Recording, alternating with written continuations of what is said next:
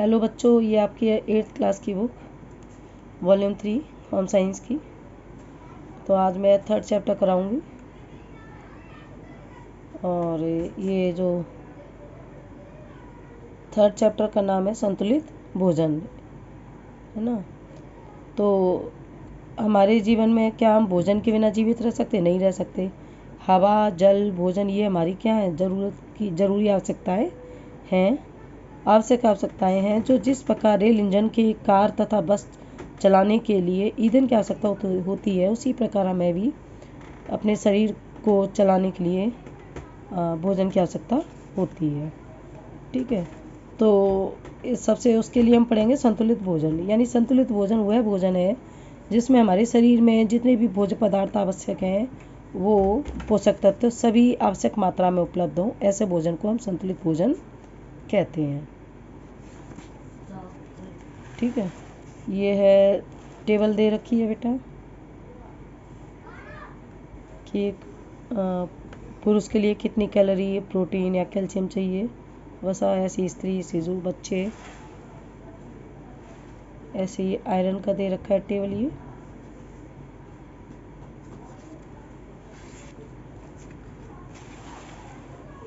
अगला है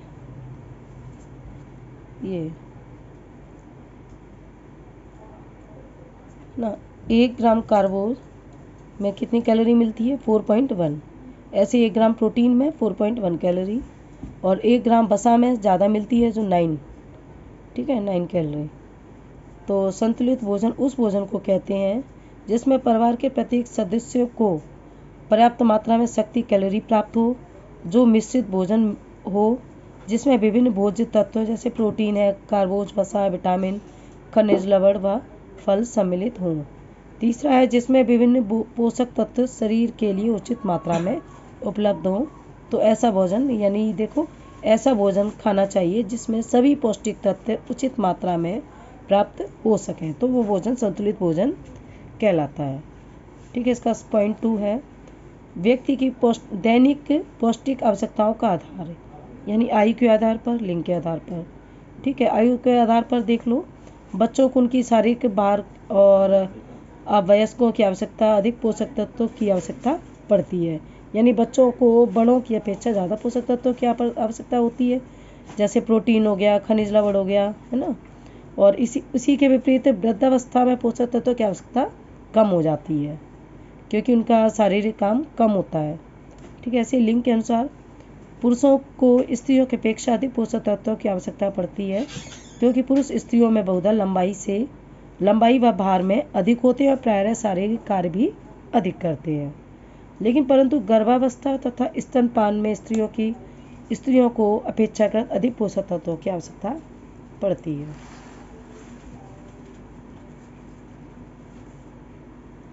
अगला है कार्य। जो शारीरिक कार्य ज़्यादा करते हैं, ज़्यादा हैवी वर्क करते हैं, उनके लिए कार्बोहाइड्रेट और वसा की ज़्यादा आवश्यकता पड़ती है। जो कम कार्य करते हैं, शारीरिक कार्य, जैसे कुर्सी पे बैठने वाले कार्य, ऑफिस वर्कर लोग हैं, तो उनके लिए पोषक तत्वों की कम आवश्यकता पड़ती है, जैसे कार्बोज हो गया और वसा की। ठीक है, जलवायु। अब जो जलवायु के अनुसार देखें तो सर्दी के मौसम में अधिक गर्मी शक्ति देने वाले पोषक तत्वों की, जैसे कार्बोज हो गया, वसा हो गया, ज़्यादा आवश्यकता पड़ती है। और गर्मियों में, और जो गर्म देश है उनमें गर्मी के मौसम तथा कार्बोज की आवश्यकता कम होती है। ठीक है, तथा पेय पदार्थों की अधिक मात्रा में आवश्यकता पड़ती है गर्म प्रदेशों में या गर्मी के मौसम में। अब पढ़ेंगे हम, तीसरा पॉइंट है भोजन का पौष्टिक मान बढ़ाना। तो आजकल के जो सीमित आय में और बढ़ती हुई महंगाई के कारण यह अनिवार्य हो गया कि हम जो भी भोजन पकाते हैं उसमें ऐसी विधियों का प्रयोग करें जिससे भोजन का पौष्टिक मान या पौष्टिक तत्वों की मात्रा बढ़ सके। तो भोजन में पोषक मान बढ़ाने के लिए निम्नलिखित विधियों का प्रयोग किया जाता है, जैसे अंकुरण हो गया, खमीरीकरण, विभिन्न खाद्य पदार्थों को उचित मात्रा में मिला जुला कर प्रयोग करना। तो सबसे पहले हम अंकुरण पढ़ेंगे। अंकुरण बेटा आप जानते ही होंगे, जैसे आप दाल वगैरह, वो साबुत अनाज हैं, जैसे मूंग की दाल हो गया, मोठ और चने की दाल, सोयाबीन, ठीक है, जो जितने भी साबुत अनाज होते हैं उनको अंकुरित कर सकते हैं। उनको पानी में भिगो दें, इसके बाद पानी से बाहर निकाल दें। 24 से 48 घंटे खाद्य पदार्थ में ऐसे लंबे अंकुरण निकल आते हैं। देखा होगा सफ़ेद सफ़ेद कलियाँ सी निकल आती हैं। ठीक है, अब है प्रयोग। तो जो अंकुरित दालों व अनाजों को कच्चा या भाप से पकाकर नमक, काली मिर्च, नींबू, प्याज है और टमाटर, खीरा आदि डालकर हम चाट बनाकर भी खा सकते हैं। और अंकुरित दालों व अनाजों की खिचड़ी, पराठा और रायता आदि भी बनाकर खा सकते हैं। अगला है अंकुरण करने से लाभ। बेटा, अंकुरण करने का सबसे बड़ा लाभ होता है कि जो विटामिन बी और सी समूह के जो विटामिन है उनकी मात्रा बढ़ जाती है। और दूसरा है लोहा। अनाजों जो खनिज लवण लोहा होता है ना, वो अनाजों व दालों के यौगिक के रूप में होता है। तो अंकुरण करने से यह खनिज लवण लोहा अलग होकर शरीर के लिए अधिक मात्रा में प्राप्त हो जाता है। अंकुरण करने से अनाजों व दालों में उपस्थित जो विरोधी तत्व होते हैं वो नष्ट हो जाते हैं। ठीक है, और जो पोषक तत्व होते हैं वो अधिक मात्रा में उपयोग हो जाते हैं। ठीक है, अंकुरण से खाद्य पदार्थ अधिक पाचनशील हो जाता है। और अंकुरण फूटने से क्या होता है कि उसकी जो ऊपरी परत होती है वो सॉफ्ट हो जाती है और उन्हें पकने में भी कम समय लगता है। अगला है खमीरीकरण। खमीरीकरण बेटा देखा होगा, जैसे चावल, दाल, बेसन, ढोकला बनाते हैं, जैसे इडली सांभर या इन चीज़ों को, दाल को, मैदा आदि को खमीरीकृत करके प्रयोग में लाया जाता है ना। तो खमीरीकरण करने के लिए खाद्य पदार्थों को साफ करके स्वच्छ जल में भिगो कर रख दें। और जब खाद्य पदार्थ पानी सोख ले तो उसे पीस कर खमीर उत्पन्न होने के लिए रख दिया जाता है। खमीर उत्पन्न करने के लिए दही या बेसन में उपलब्ध खमीर का प्रयोग किया जाता है। ठीक है, दही या बाज़ार में उपलब्ध खमीर, हम दही भी खमीर उठाने के लिए यूज़ कर सकते हैं। यहाँ पे बाज़ार से खमीर आता है, उसका भी यूज़ कर सकते हैं। तो गर्मियों में सर्दियों की अपेक्षा खमीर जल्दी उठता है। खमीर बेटा आपने देखा होगा, आटे को अगर गूंद कर रख दो और सुबह रख दो, शाम तक बाहरी रहने तो देखो आटे की जो क्वांटिटी होती है वो पहले थोड़ा सा लगता है, फिर बाद में जब खमीर उठ जाता है तो वो फूल जाता है, ज़्यादा हो जाता है। तो उसे ही बोलते हैं बेटा खमीर। इससे पिज़्ज़ा, ब्रेड वगैरह भी बन जाती है। तो प्रयोग खमीरीकरण विधि द्वारा डोसा, इडली, कुलचा, डबल रोटी, ढोकला आदि बनाए जाते हैं। खमीरीकरण करने से लाभ।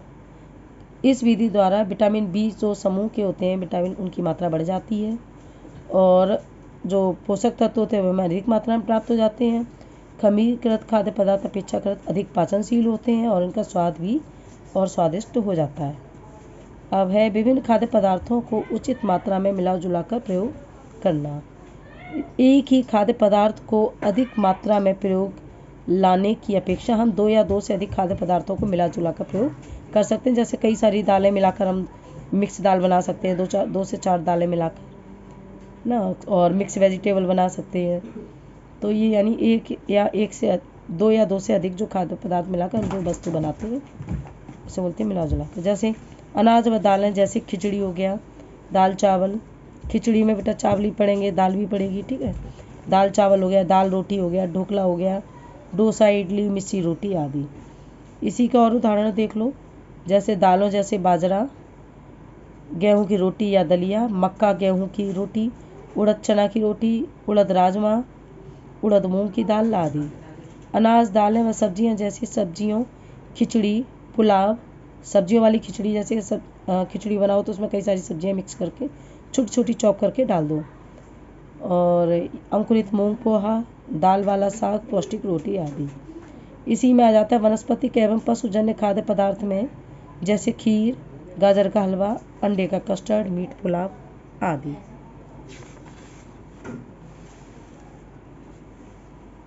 नेक्स्ट बेटा, खाद्य पदार्थों को मिला जुला कर प्रयोग करने से लाभ।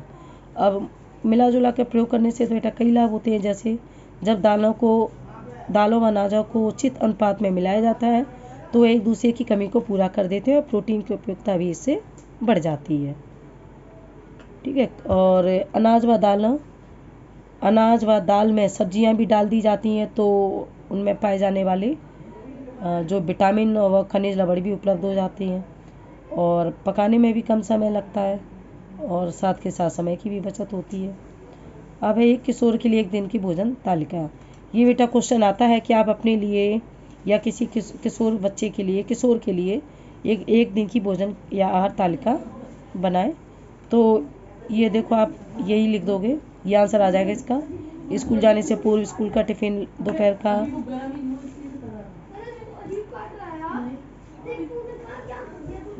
तो ये रात शाम का नाश्ता, रात्रि का भोजन सोने से आधा घंटा पूर्व का, जैसे रात में दूध ले लिया सोने से पहले।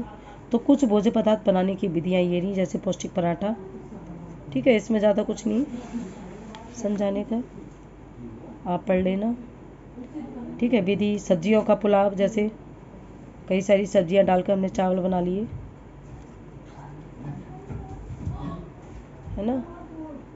और ये रहा पौष्टिक पोहा, जिसमें कई सारी मिली जुली सब्जियां, मूंगफली हो गई, प्याज हो गया, गाजर, आलू, मटर, जो भी आप डालना चाहो।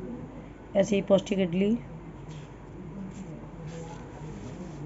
और ये इसके क्वेश्चंस ये देख लो बेटा, 9 क्वेश्चंस हैं। इसका आंसर मैंने ये लिख रखे हैं। ये है पार्ट 3, संतुलित भोजन। संतुलित भोजन से क्या समझते हैं? व्यक्ति की दैनिक पौष्टिक आवश्यकताएं किन किन बातों पर निर्भर करती हैं? सेकंड क्वेश्चन, इसके आंसर आयु, लिंग, कार्य, मैंने जो भी बताए थे। ठीक है। और थर्ड क्वेश्चन है, भोजन का पौष्टिक मान बढ़ाना क्यों आवश्यक है? भोजन के पौष्टिक मान को बढ़ाने की विभिन्न विधियों के नाम लिखो। जैसे अंकुरण हो गया, खमीरीकरण, विभिन्न खाद्य पदार्थों को उचित मात्रा में मिला जुला कर प्रयोग करना। ठीक है, भोजन के पौष्टिक मान।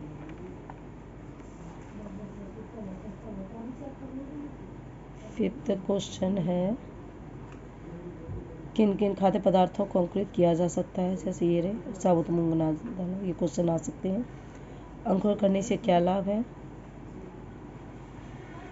खमीरीकरण करने की विधि लिखो। ऐसे 4 पदार्थों के नाम लिखो जिन्हें इस विधि द्वारा बनाया जा सकता है।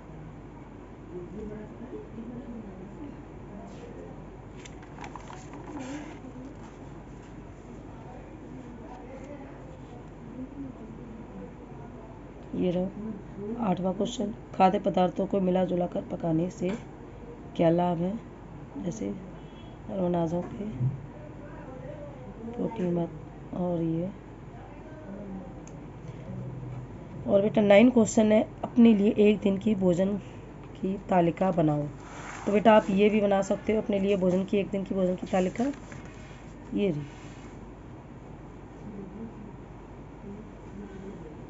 ठीक है बेटा, ये लिख लेना आंसर इसका। जैसे स्कूल जाने से पूर्व स्कूल का टिफिन हो गया, दोपहर का भोजन हो गया, और शाम का नाश्ता, रात का भोजन, सोने से आधा घंटा पूर्व। तो ये 9 क्वेश्चन का आंसर हो गया।